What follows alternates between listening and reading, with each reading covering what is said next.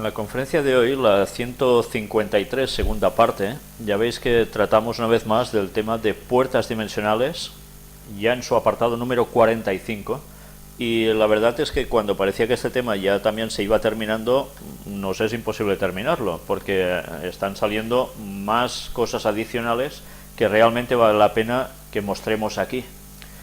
Por tanto, vamos ya sin más a empezar, porque el tema hoy también quizás será un poco extenso. Hoy veréis que realmente vamos a converger precisamente muchas de las cosas, de las temáticas que hemos tratado en estas últimas conferencias y en anteriores, y iremos viendo cómo tantas cosas distintas se van fraguando, cogiendo cada vez más sentido, a lo que terminará dándonos una comprensión también sobre una serie de textos que hasta ahora no cogíamos la importancia de ellos en la misma magnitud, pero que ahora van a cambiar totalmente nuestra forma de ver las cosas. Pero no suprimiendo cosas que ya supiéramos, sino añadiéndolas, ¿no? Que esto es lo interesante. Como bien recordaréis, en la última conferencia os estuvimos mostrando precisamente algo relacionado con una comparativa entre el cuerpo humano y el templo de Salomón, entre otros. Pues bien, doy las gracias a la persona que precisamente me ha pasado esta información y que os tendré que leer enterito, porque realmente no tiene desperdicio. Después añadiremos algo que no aparece aquí, que creo que es vital que también mostremos, porque realmente nos da una vislumbre de las cosas impresionante. Vamos a empezar primeramente con esto. Recordemos que en la última conferencia mostramos un vídeo del señor David Wilter, y este señor mostraba precisamente esa comparativa entre un esqueleto de cuerpo humano, los templos distintos. Pues bien, vamos a ver cómo ha habido otras personas que encontraron ya estos parecidos, pero veremos que incluso hay autores judíos de hace ya tiempo que ya estaban haciendo referencia a estas cosas.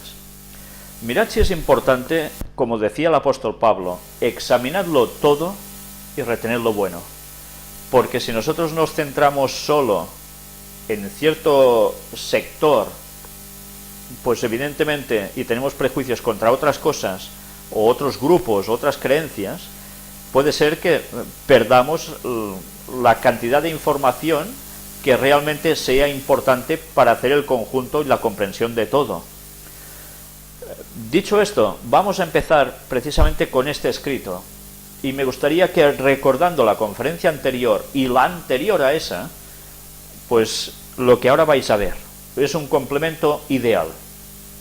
El plano del templo representa una figura humana. El primer templo, es decir, el templo de Salomón, el templo de Jerusalén o el templo judío, puede haber sido construido en la forma oculta de un hombre, es decir, como una figura del cuerpo-templo humano. Su diseño arquitectónico en relación con el diseño de su mobiliario revela un hombre-templo constando de dos luminarias bíblicas, Jacob y el sumo sacerdote levítico. Los dos aparecen en un diseño único con una figura impuesta encima de la otra. La medición y descripción del templo, en hebreo Beit Hamikdash, se dan en el Tanaj, el Antiguo Testamento, en Crónicas, en Primera de Reyes, capítulo 6 del 1 al 35, 3 del 1 al 17 y 20, que sigue siendo nuestra mejor fuente de información sobre esta antigua estructura santa, alrededor del 982 al 586 a.C., y se basa principalmente en los versículos anteriores. Varios judíos, cristianos y fuentes seculares representan la Santa Casa como un edificio de planta rectangular con una fila de 3 pisos de celdas en 3 de sus lados, al oeste, sur y norte, con la entrada en el este, como se muestra debajo en la figura. No debe ser confundido con el segundo templo, comenzado por el rey Herodes. Bueno, no fue comenzado por el rey Herodes, en verdad. Recordemos que es cuando hay la deportación de Babilonia, luego se regresa, luego Herodes lo que hace es embellecerlo y darle más cosas aún, ¿no? año 20 a.C. y destruido por los romanos en el año 70. No sé si ya estáis viendo mientras en el gráfico que hay a la derecha, este pequeño dibujo, donde nos empieza a mostrar cómo era ya el templo de Salomón. Además, algunas fuentes judías han tratado de encontrar una figura humana en el Mishkan, en el tabernáculo. Mirad si esto ya viene de tiempo.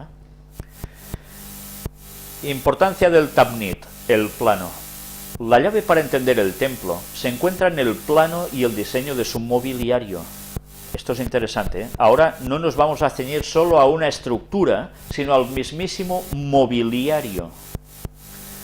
El plano o patrón, en hebreo Tabnit, de su estructura y mobiliario es mencionado en 1 de Crónicas 28, versículos 11, 12 y 19.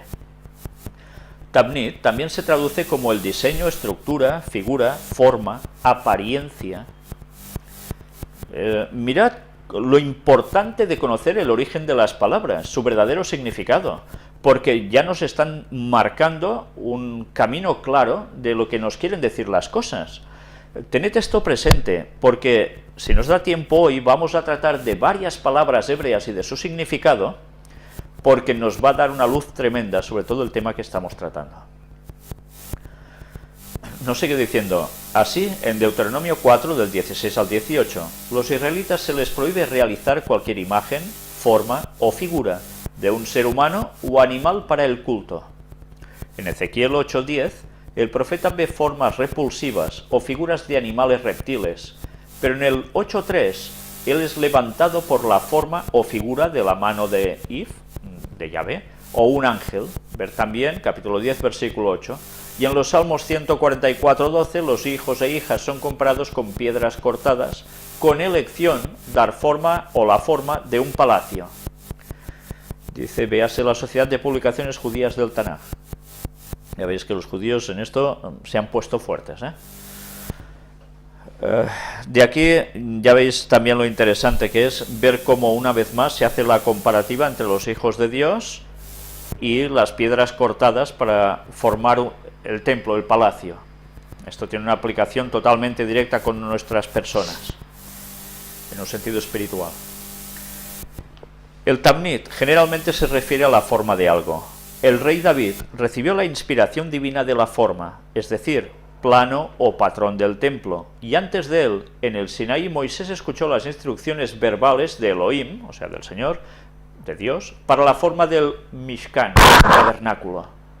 El Tabnit también está relacionado con Bana, lo que significa la construcción de una estructura o una casa, o criar a los hijos, ya que una casa también puede referirse a una familia. Esta connotación es muy interesante para lo que vamos a ver, si Dios quiere y nos da tiempo, al final del tema de hoy. Por tanto, id guardando conceptos. Así, en Ruth 4:11, Raquel y Lea, las dos esposas de Jacob, más tarde llamado Israel, son llamadas las constructoras de la casa de Israel. Este enlace de Tabnit a edificios, a casas, a seres humanos y al templo del cuerpo humano se muestra a continuación. El sumo sacerdote, templo como hombre. A la izquierda, bueno, aquí ya veis que nos está diciendo a la izquierda, a la derecha, nosotros lo vemos puesto aquí como lo tenemos en imagen. A la izquierda se encuentra el plano del templo transformado en una figura del sumo sacerdote levita, y dentro de los 13 números se explican brevemente a continuación. Todos están en orden excepto el 9. Si acaso voy a mostraros esa imagen, que es esta de aquí. Mirad sobre todo la parte de la izquierda. Veis la distinta distribución, veis que hay unos números, 1, 2, 3, etcétera, hasta llegar al final, al 13. Es una división de todo. Y ahora que ya veis esto en imagen, vamos por partes. Celdas de los sacerdotes, el punto número 1, que si miráis este mapa, es precisamente los laterales de esta estructura, como si fuesen los brazos de una figura humana. Celdas de los sacerdotes como un turbante, Lado oeste, lingotes de oro y plata. Primera de Reyes 7:51. Fueron almacenados probablemente aquí. Estas celdas forman la cubierta de la cabeza o turbante del sumo sacerdote, mencionado en Éxodo 28:4 y versículo también 37. La tapa del sacerdote común o bonete, Éxodo 28:40, era más globular, parecida a un cuenco invertido. Mirad precisamente los dos dibujos de la derecha para que veamos la diferencia entre uno y otro. Luego, precisamente, la matización que tendremos que hacer al respecto, terminando de leer este artículo, es sobre algo que también llevaba el sumo sacerdote, que aquí no se comenta, y que nos va a dar, bueno, yo creo que la gran puntilla a todo este tema. Ahora entramos en el punto número 9, celdas de los sacerdotes al sur y al norte. Estos son los brazos, solo una entrada se le da, Primera de Reyes 6:8, pero en Ezequiel 41:11 incluye una segunda entrada. Las entradas corresponden a las piedras de ónice que el sumo sacerdote llevaba sobre sus hombros derecho e izquierdo. Cada uno fue grabado con los nombres de 6 tribus de Israel, 12 nombres en total. Y aquí es donde lo podéis ver. El punto número 1 era precisamente la parte que pone turban, la del turbante arriba sobre la cabeza, y lo que ahora estábamos viendo es precisamente la parte de los brazos. Pues bien, ahora entramos en el punto número 2 y aquí ya nos va bien porque ya podemos ver directamente cada imagen, cómo se corresponde. 2 grandes estrellas, es en la zona de la cabeza, que parecen 2 ojos que brillan, ¿no? Se trata de 2 querubines de altura de 10 codos de oro, chapado en madera de olivo. Primera de Reyes 6, 23 y 28, que son los ojos dentro de la cabeza del hombre templo, mientras que la cabeza es el lugar santísimo, donde pone Holy of Holies, en el número 2, ¿os dais cuenta?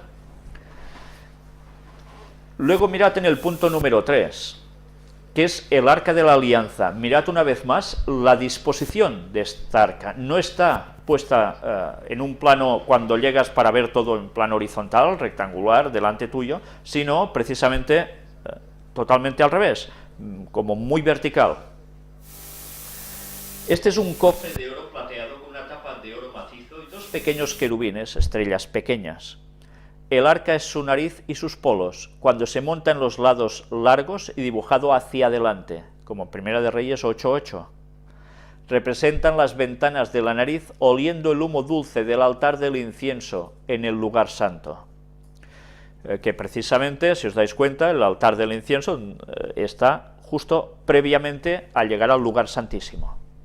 Y veis que está muy centrado, ¿verdad? Punto número 4. Esa escalera que divide el lugar santo del lugar santísimo.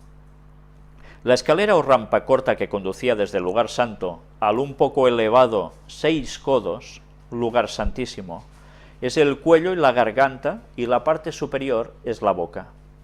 Mirad que esto es muy interesante, son 6 codos hasta llegar precisamente de altura al lugar santísimo, donde está el arca de la alianza, o estaba el arca de la alianza. También es interesante notar que este tipo de estructura no estaba en el tabernáculo. Ya sabéis, el tabernáculo, esa tienda que hizo hacer Moisés, por tal como se lo mostró Dios, cuando se hizo el templo de Salomón, se dio este matiz, como algo también muy interesante a tener en cuenta. Sabéis que la tienda se montaba y desmontaba, era toda una cosa lisa. Cambió aquí, la cosa cambió, era un edificio sólido.